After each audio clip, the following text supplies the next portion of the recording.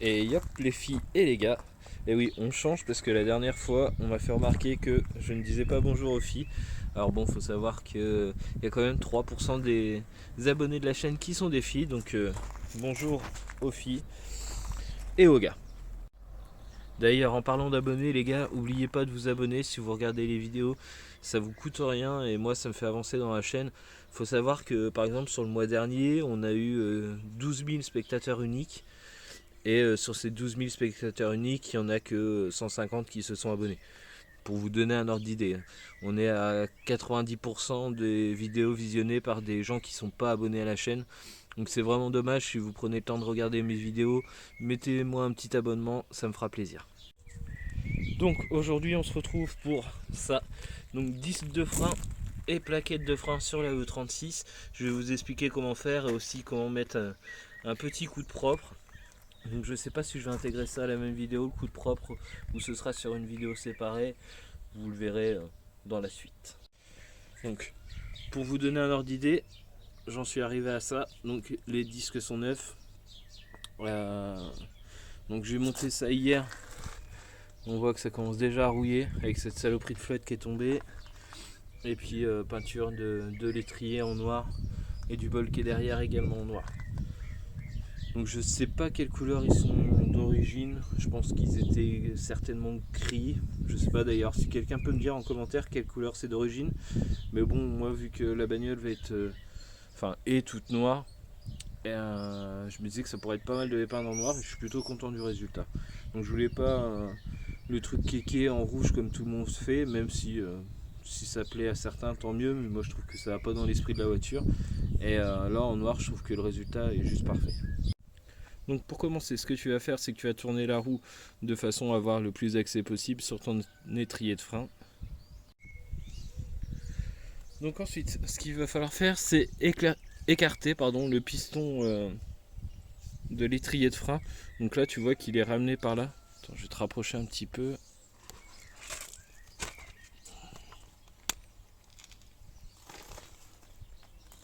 Voilà. Donc le piston qui est là, en fait, le but, ça va être de le repousser au fond de l'étrier.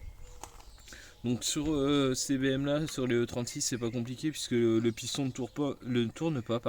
Il suffit de le repousser et il pousse instinctivement vers l'arrière de l'étrier. J'ai du mal ce matin. Sur certaines voitures, tu auras besoin d'un repousse-piston. Tu peux trouver ça dans les magasins de centre auto et tout. Ça vaut pas trop cher. En fait, c'est un outil qui te permet de plaquer contre l'étrier et de prendre le piston dans une griffe et de tourner en même temps que tu pousses le piston pour qu'il rentre à sa place. Donc comme je te le disais tout à l'heure, là c'est bien plus simple. Le piston rentre sur un axe et il tourne pas en même temps qu'il rentre. Donc c'est beaucoup plus facile. Donc pour reculer ton piston, tu vas venir desserrer ta vis de purge. Hop. Pourquoi tu fais ça? Pour pas que le piston ait de contrainte en fait. Et tu vas voir que le liquide de frein du coup va ressortir par là. Et ça permet de repousser le piston très facilement. Donc c'est important de le faire pendant que l'étrier est en place parce que sinon après c'est un petit peu plus galère.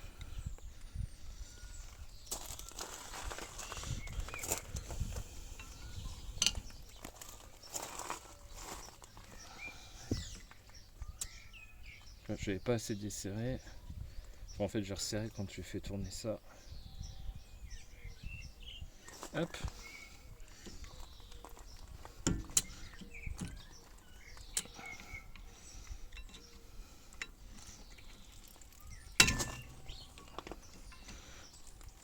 Hop. Donc là tu vois que le piston a bien reculé. Donc là il est juste là ton piston. Donc maintenant que tu as fait ça, tu vérifies qu'il soit bien à fond. Sinon tu ne pourras pas rentrer tes nouvelles plaquettes. Et tu refermes. Hop. Tac.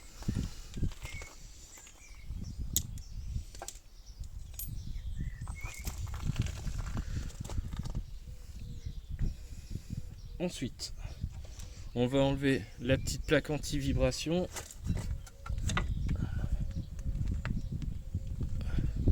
Donc celle qui est ici.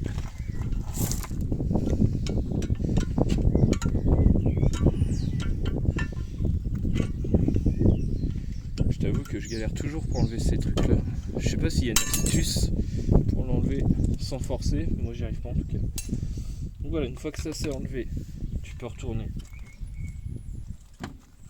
dans le sens de la marche.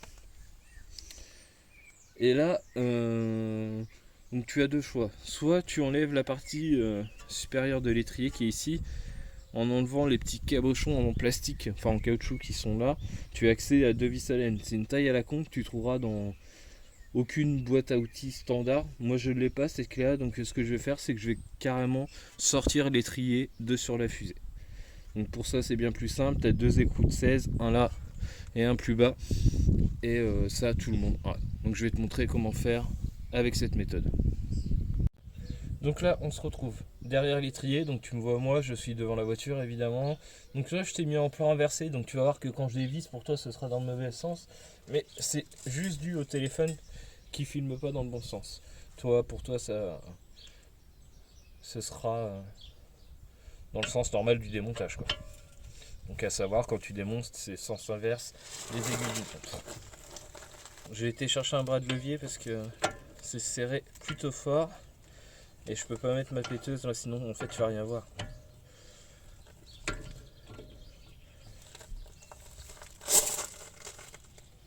Hop.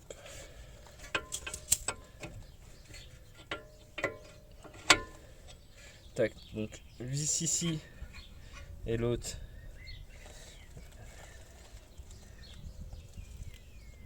ici. Donc la deuxième est ici. Même principe. Hein.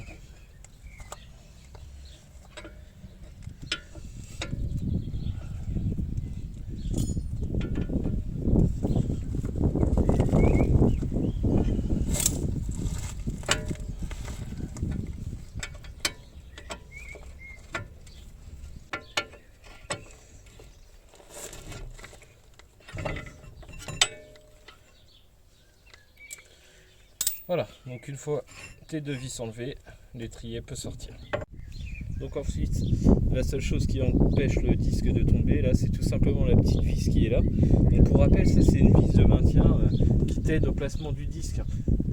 Donc ça sert à rien de la serrer comme un bœuf. En plus, comme tu le vois, elle va être explosée à la rouille. Donc ça arrive régulièrement que cette vis là foire. Si tu veux mettre toutes les chances de ton côté, je te conseille de l'asperger de WD-40 ou autre dégrippant avant de commencer à la desserrer, sinon tu risques d'avoir des ennuis. Donc je sais pas si ça va se produire là, de l'autre côté ça s'est plutôt bien passé. Mais si jamais ça t'arrive en fait, il faut que tu viennes mettre un coup de meuleuse d'angle droit comme ça dans le disque et dans la vis. Et ensuite ça te fait une empreinte pour ton vis plat et là tu peux y aller. Et quand le tournevis ne fonctionne pas, tu peux aussi utiliser un burin. Donc tu viens caler ton burin là sur l'extérieur de la vis en fait et donner des coups comme ça pour que la vis puisse commencer à tourner. Donc une fois que tu as mis ton dégrippant et que tu as laissé agir, on va pouvoir la dévisser. Donc enfonce bien ta clé pour bien que l'empreinte soit prise en fait.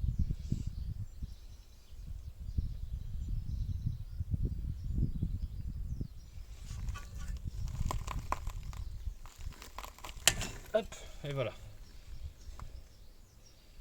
Donc là c'est bon, c'est dégrippé. Donc pareil, si ta vis est coincée, tu n'arriveras pas à tenir le disque comme je l'ai fait. Donc en théorie avec le dégrippant ça va bien, ça doit le faire si tu laisses bien agir ton dégrippant, mais si jamais c'est pas le cas, tu peux demander à quelqu'un de freiner en fait en appuyant sur la pédale de frein, ce qui maintiendra ton disque et essayer de forcer un petit peu.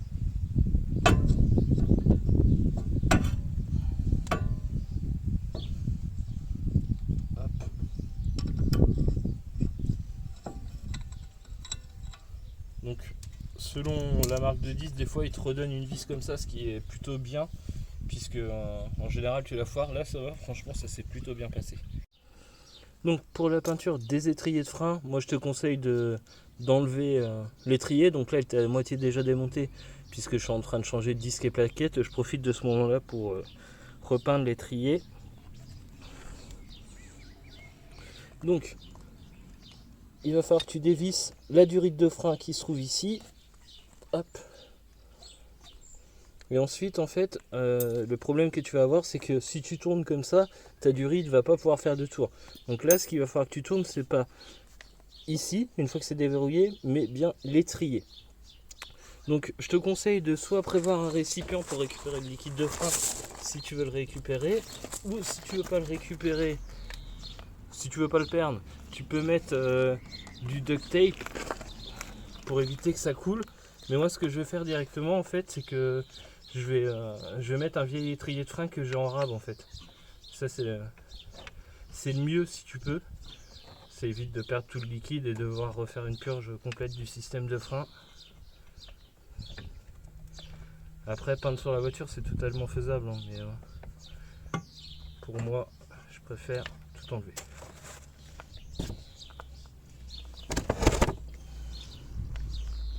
Hop. Et là, je vais venir remettre. Alors j'espère que tu vois bien. En espérant que ce soit le même, ça n'a pas l'air. Bon, bah, c'est pas le même. Hop. Donc là, je vais venir l'entourer dedans pour éviter que ça pisse partout. Je pensais que mon étrier irait dessus, mais non. Hop. Ça n'a pas besoin d'être très joli, le principal c'est que ça fuit pas partout, quoi.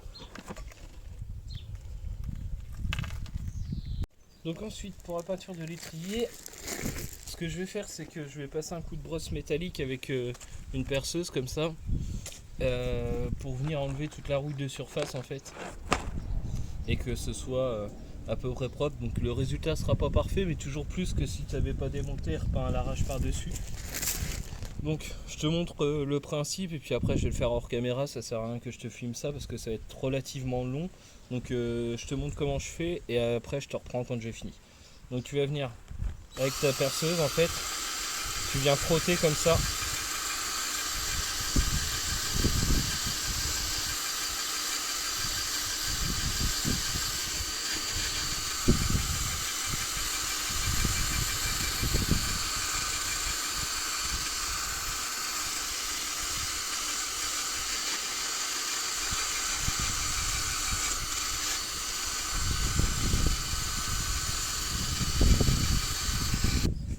Donc voilà, en gros tu fais ça pour dégraisser. Voilà les gars, donc j'ai frotté avec, frotté entre guillemets avec la brosse métallique sur la perceuse. Donc j'ai enlevé le plus gros, passé un coup de nettoyant frein, un coup de soufflette, histoire que soit prêt pour la peinture. Donc comme tu peux le voir, je vais pas jusqu'au détail, hein. Le but c'est vraiment de dégrossir le boulot.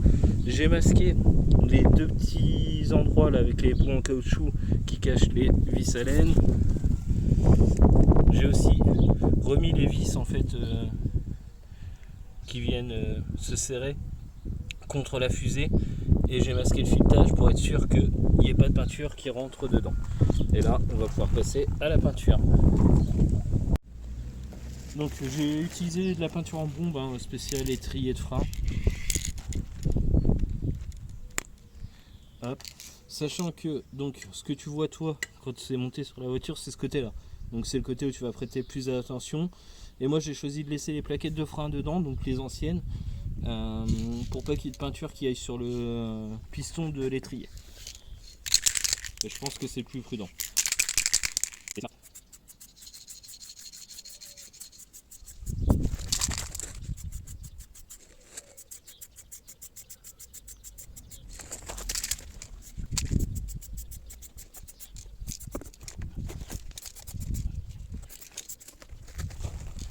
Voilà, donc là je vais laisser sécher, puis passer une deuxième couche, une troisième si nécessaire. Je pense que de l'autre côté j'ai fait que 2 couches, ça suffisait.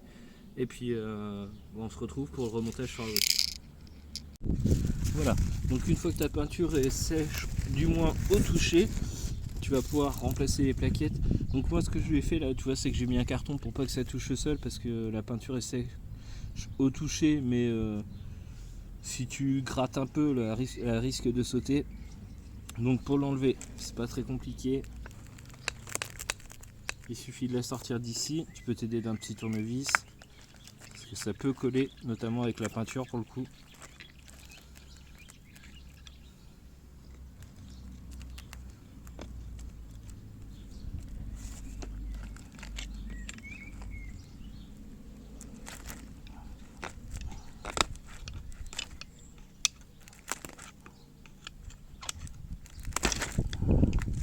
Hop.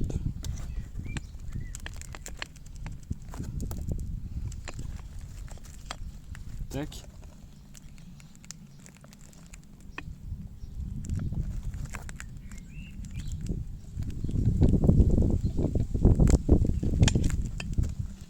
Voilà pour le côté. Ensuite il faut que tu retires ce côté là. Donc ce côté là il est clipsé dans le piston. Hop. Tac. Donc tu vois en fait tu as cette partie là qui vient se clipser à l'intérieur de ton piston. Attends, je vais te chercher un peu de lumière. Donc tu peux voir que c'est creux à l'intérieur là. Donc ta nouvelle plaquette, comme l'ancienne, va être clipsée comme ça.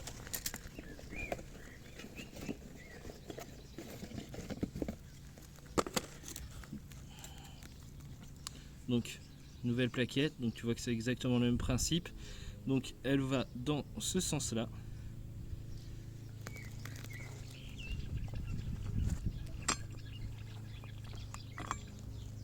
Donc là tu vas venir reclipser en fait ta nouvelle plaquette dans le piston.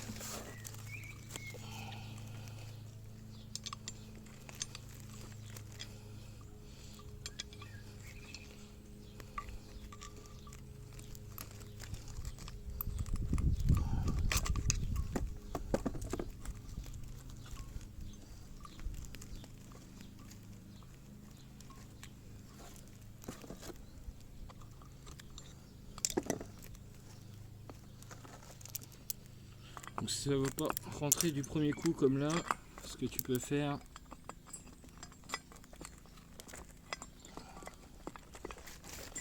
hop, c'est venir resserrer un peu les pattes. Donc pas beaucoup, sinon ça clipsera plus, mais ça peut faciliter la mise en place. Donc tu t'assures que ta plaquette est bien collée.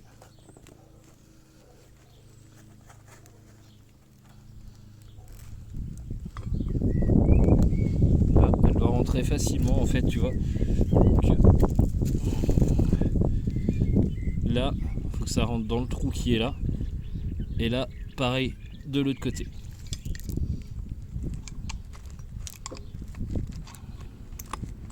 Hop. Donc tu vois, moi je viens appuyer dessus pour bien la rentrer dedans.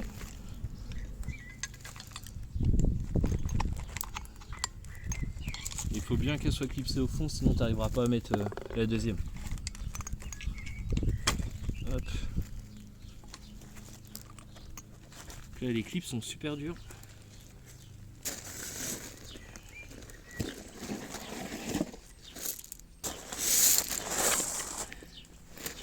Comme d'habitude, c'est pas facile de te montrer, de faire en filmant, parce qu'il faut pas que je passe devant la caméra.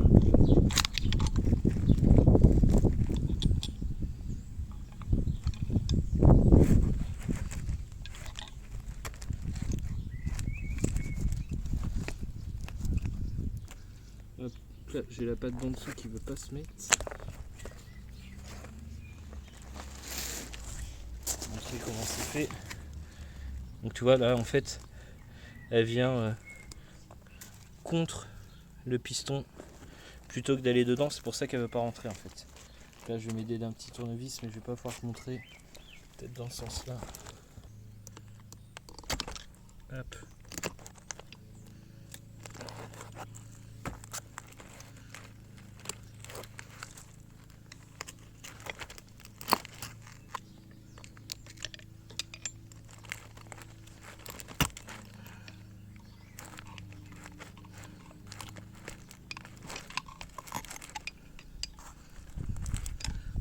Là, je sais pas si tu as vu, mais là du coup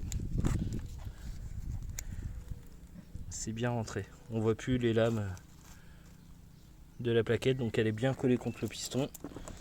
Elle vient bien à ras ici, donc tu vas pouvoir rentrer la plaquette. Donc même principe, elle va dans ce sens-là. Donc toujours les garnitures. Donc ça c'est la partie garniture, c'est ce qui s'use en fait. Il faut toujours que tu le mettes vers le disque de frein. Désolé les gars, la vidéo s'est coupée, j'avais plus de batterie. Bon, je pense que tu as compris le principe de toute façon. Il n'y a rien de très compliqué pour la deuxième plaquette. Donc maintenant on va venir remettre en place le disque de frein. Donc encore une fois, rien de très compliqué. Donc là tu vois que tu as des trous pour les écrous de roue et qu'il y a du vent, j'espère que ça va pas trop te déranger. Et là tu as la vis pour le disque de frein. Donc comme je t'expliquais tout à l'heure, c'est uniquement une vis de maintien. Ça sert à rien de la serrer comme un bœuf. Là, il va falloir que tu viennes aligner ton disque, tac, sur la petite vis.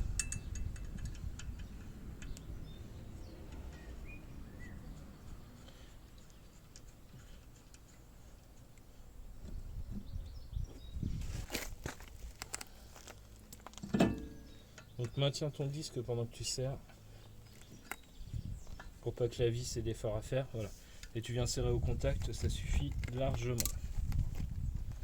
Ensuite on va pouvoir repositionner l'étrier de frein. Donc pour ce faire,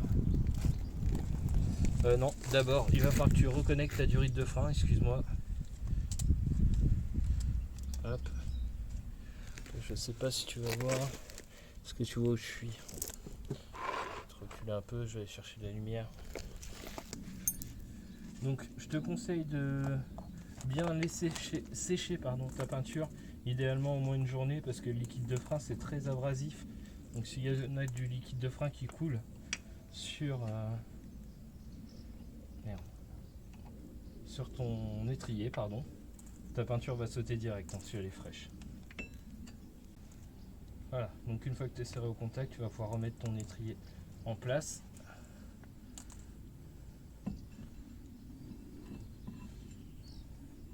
Là, il faut bien t'assurer que tes plaquettes soient bien au fond, sinon ça passera pas à travers le disque.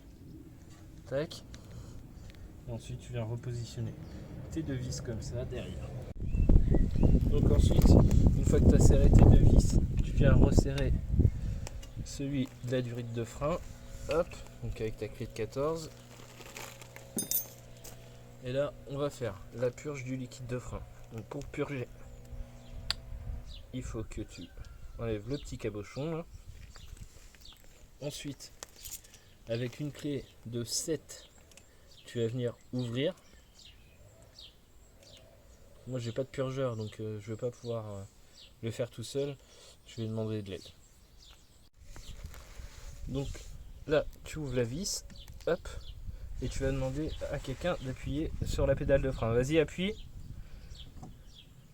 Voilà, en fait, il faut pomper jusqu'à ce que tu vois, tu as des bulles qui sortent. Et il faut qu'on ait ça jusqu'à un G. Stop.